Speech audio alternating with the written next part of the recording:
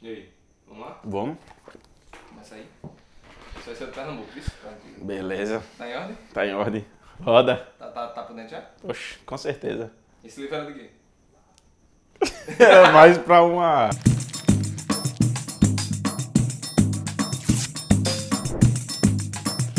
A história do cinema pernambucano é, em geral, retratada pela presença de três grandes ciclos. O primeiro, de Recife, de 1923 a 1931, ocorreu em paralelo com outros ciclos regionais de cinema mudo e produziu 13 filmes de ficção. Depois, na década de 70, ocorre o ciclo do Super 8 e, mais recentemente, a partir de 80, temos a grande retomada do cinema pernambucano. Lucas, essa questão do Super 8, como é? Super 8 é uma câmera que ela basicamente facilitou a galera de usar porque era muito barata. Aí foi quando popularizou, então no caso aí... Muita galera participou desse ciclo aí de cinema. Ah, então... Não só lá, como aqui também, em João Pessoa.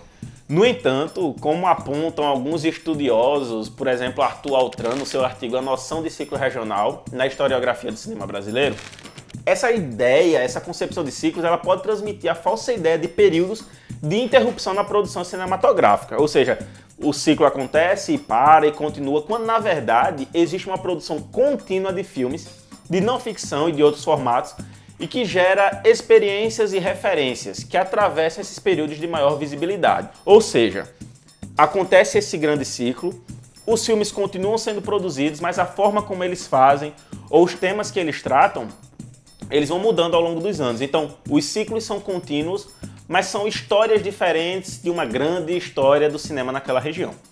Tudo começa em 1922, quando os pernambucanos Hugo Falângola e J. Cambier trouxeram a primeira câmera da Itália para o Recife. Ela era usada para fazer documentários sobre o governo. E esses documentários eles eram passados antes dos filmes.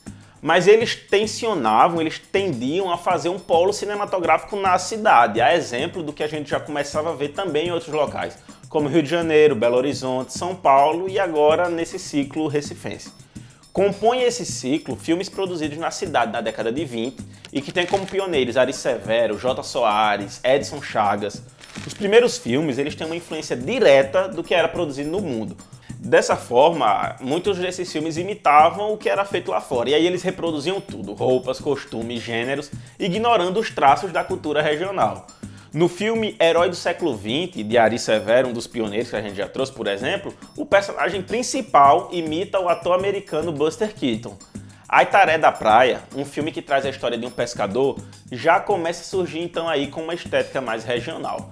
Esse filme, segundo Alex Vianney, é uma grande afirmação do cinema genuinamente nacional.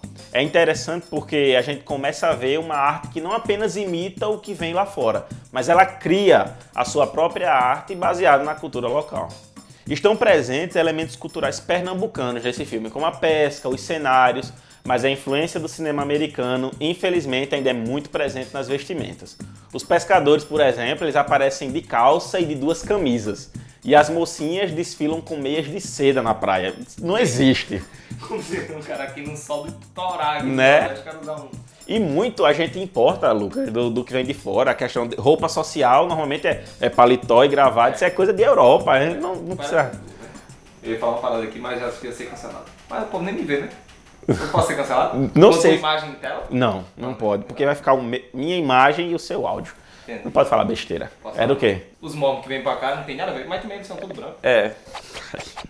E aí isso vai nos mostrar que os primeiros realizadores eles ainda estavam muito ambientados com a questão estética. Então, embora os assuntos fossem bem nacionais, o que a gente via parecia extremamente importado. Na década de 30, com a chegada finalmente do cinema falado, aí criou-se uma falsa expectativa de que finalmente o cinema de Recife iria decolar com a chegada do som. Lê do engano. Não é o que acontece, já que até mesmo os grandes produtores americanos eles sofrem para se adaptar aos novos tempos ao cinema falado. Então é isso, né? E com isso, Lucas, então, muitos cinemas, principalmente aqueles do interior, vão acabar sendo fechados.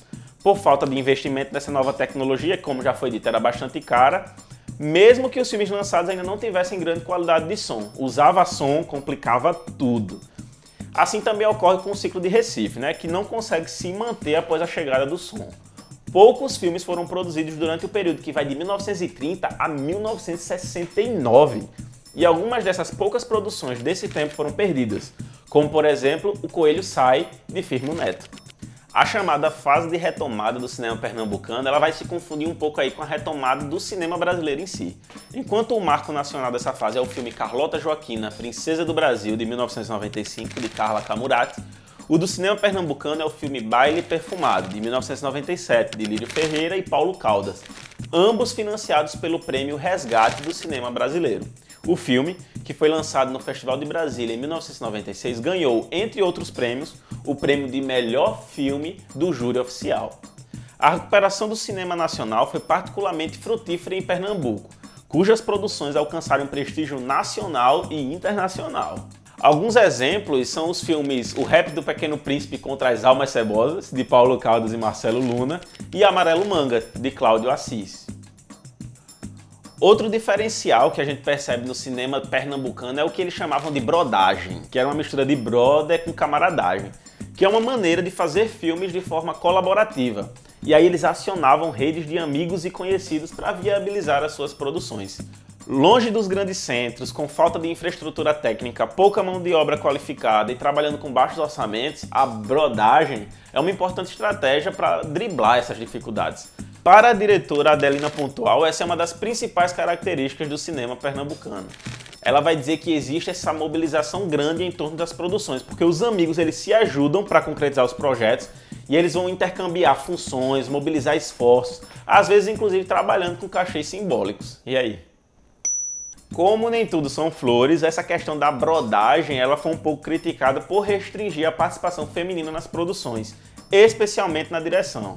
Essa questão aí do protagonismo masculino ele vai perpassar não só a história do cinema de Pernambuco, mas também o cinema brasileiro e mundial no geral. A Adelina Pontual, a diretora que a gente falou, ela vai dizer que no ciclo Super 8, que foi o ciclo que a gente já falou do cinema, o único nome feminino de destaque era o da realizadora Kátia Messel, que por sinal ela continua produzindo. Ela foi a primeira mulher a dirigir um filme longa-metragem no estado de Pernambuco e a participar de um festival de cinema no Brasil. Palmas aí pra ela, né? Diretores famosos de Pernambuco são Camilo Cavalcante, do Belíssima História da Eternidade, Heitor Dalia, do Cheiro do Ralo, e Kleber Mendonça Filho, dos fantásticos Bacurau, O Som ao Redor e Aquários, que tem aquela famosa frase "Canta Betânia pra ela, mostra que tu é intenso". E são elas as nossas indicações de hoje.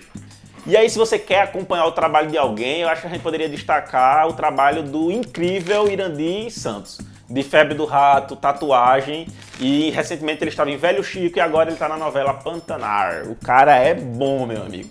O cinema de Pernambuco, então, é sem sombra de dúvidas um dos maiores polos do cinema mais vigoroso no país. Viva Pernambuco, viva Recife, viva o Nordeste!